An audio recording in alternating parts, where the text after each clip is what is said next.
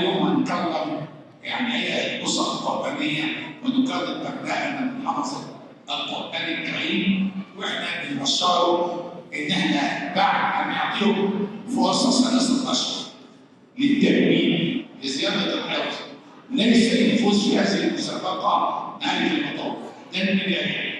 الاسره اللي هي تكرم اليوم ومن سيكرمون سنرسل لهم لجنه مركزيه من الوزاره. تجمعاتها ليه؟ هنديهم فرصه 3 اشهر عشان يكملوا حفظهم، لان هيدخلوا على مستوى اعلى. المستوى الاعلى احنا السنه دي باذن الله ان شاء الله سنفتتح المسابقه العالميه للقران الكريم، لها منافسه عالميه يوم 23 ديسمبر باذن الله تعالى، عشان بنات اولادنا دول المؤمنين يعرفوا يشتغلوا.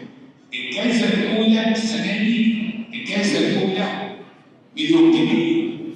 الجائزه الاولى مليون جنيه. الاسر القرانيه اللي هتتكرم النهارده كان عندنا للاسر 4 جوائز.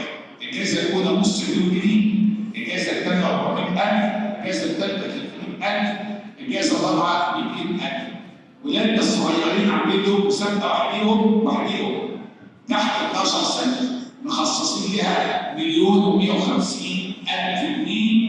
تبدا الجوائز من 300,000 جنيه، 250,000 جنيه، 200. يعني ممكن واحده منكم ان شاء الله تفوز السنه الجايه ب 300,000 جنيه.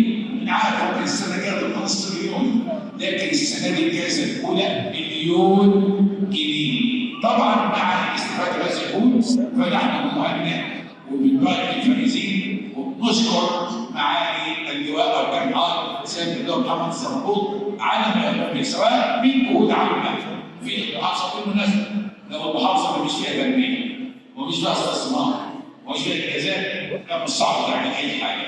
اللي بيمكنك تعبد ربنا وتبني وتعمل طاقه شمسيه وتعمل جوائز لما يكون في عمل استثمار ونهضه اقتصاديه. فاحنا بنشكر طبعا وسعداء بوجود سياده اللواء شريف سيف الدين الحقيقه معنا في هذه اللقاء، ونسال الله عز وجل ان يجزيه خير الجزاء عما يقدم في خدمه بيوت الله عز وجل. والان بأطلب كلمه لسياده اللواء المحافظ وبعدها نبدا في